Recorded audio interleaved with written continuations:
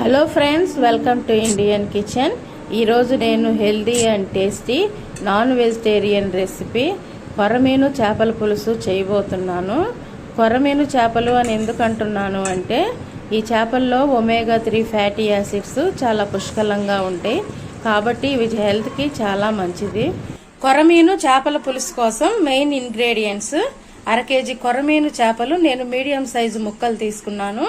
అలాగే medium size ఉల్లిపాయలు 2, చింతపండు పులుసు, అల్లం వెల్లుల్లి పేస్ట్, అలాగే 4 స్పూన్లు నూనె, పచ్చిమిర్చి 2, కొత్తిమీర, కరివేపాకు తీసుకుందాము.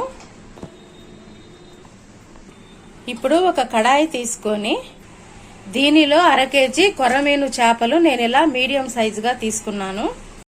ఇప్పుడు ఈ చేప ముక్కల్లో సన్నగా తరిగిన మీడియం సైజు ఉల్లిపాయలు 2 వేసుకోవాలి.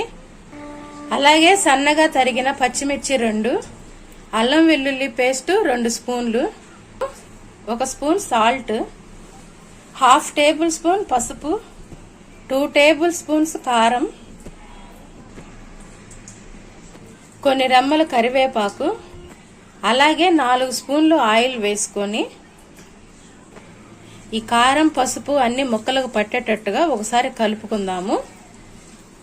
ఈ విధంగా మనం ఈ ముక్కలన్నిటినీ బాగా ఉప్పు కారం పట్టేటట్టుగా కలుపుకోవాలి. నూనె కొద్దిగా ఎక్కువే వేసుకోవాలి చేపల కూరలో, అప్పుడే టేస్ట్ బాగుంటుంది. ఇలా ఈ ముక్కల్ని బాగా కలుపుకున్న తర్వాత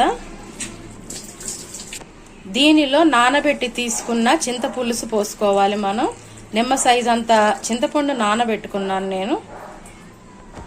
చింతపండు పులుసు వల్లే ఈ చేపల కూర టేస్ట్ మనకి బాగా వస్తుంది. పులుపు ఎక్కువైనా పులుపు తక్కువైనా కూడా మనకి పులుసు అంత టేస్ట్ రాదు.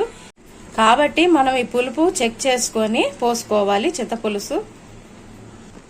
ఇలా అన్ని వేసి కలుపుకున్న తర్వాత ఇప్పుడు ఈ చేపల పులుసుని మనం స్టవ్ మీద పెట్టుకొని దీని మీద మూత పెట్టేసుకొని మనం ఒక 15 నిమిషాల పాటు ఈ చేపల పులుసుని ఉడికించుకోవాలి. 15 నిమిషాల తర్వాత చూడండి, కర్రీ మొత్తం బాగా చిక్కగా గ్రేవీ ఫామ్ అయ్యింది. ఈ పులుసు బాగా ఉడికి మనకి చిక్కని గ్రేవీ అయ్యింది కదా, ముక్కలు కూడా చాలా సాఫ్ట్గా అయినాయి. ఇప్పుడు ఈ కూరలో చిటికెడు గరం మసాలా, చిటికెడు ఎండు కొబ్బరి పొడి, అలాగే కొద్దిగా కొత్తిమీర కూడా వేసుకొని ఈ కర్రీని ఇంకొక 5 నిమిషాలు మనం ఉడికించుకుందాము. 5 మినిట్స్కి చూసారు కదా, కూర పర్ఫెక్ట్ గా ఉడికిపోయింది. చూసారు కదా, గ్రేవీ కూడా పర్ఫెక్ట్ గా మనకి చిక్కగా కన్సిస్టెన్సీ కూడా బాగా వచ్చింది. కూర పర్ఫెక్ట్ గా కుక్ అయిపోయింది. చాలా సింపుల్ గా నేను ఈ కొరమీను చేపల పులుసు చేశాను. ఈ కర్రీ మనకి రైస్ లోకైనా అలాగే రోటీలోకైనా చాలా పర్ఫెక్ట్ కాంబినేషన్. చూడండి, ఎంతో పర్ఫెక్ట్ గా మనకి కర్రీ కుక్ అయిపోయింది. ఈ రెసిపీ మీకు నచ్చితే నా ఛానల్ని లైక్ చేయండి, షేర్ చేయండి, అలాగే సబ్స్క్రైబ్ చేసుకోండి.